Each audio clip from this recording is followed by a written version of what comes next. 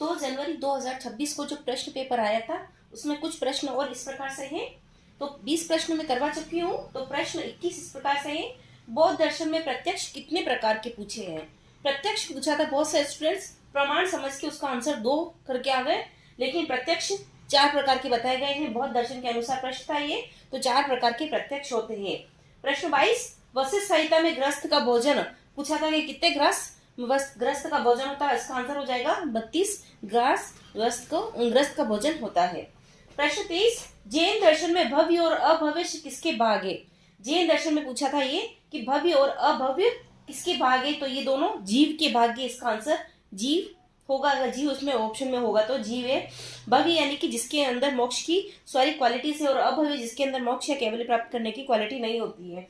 फिर आ जाता है प्रश्न 24, तथा द्वंद्वाभिघात में तत्व किससे संबंधित है। तथा द्वंद्वाभिघात में तत्व किससे संबंधित है, तो ये प्रश्न योग सूत्र से है।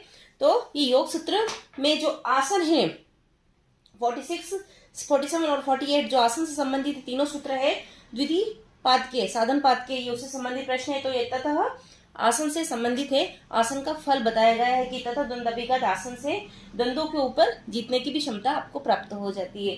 तो ये 4 प्रश्न और पता चले तो ये उसका वीडियो बन गया है। तो आगे भी जैसा पता चलेगा वैसे वीडियो बनते जाएंगे, तो इनको आप देखिए।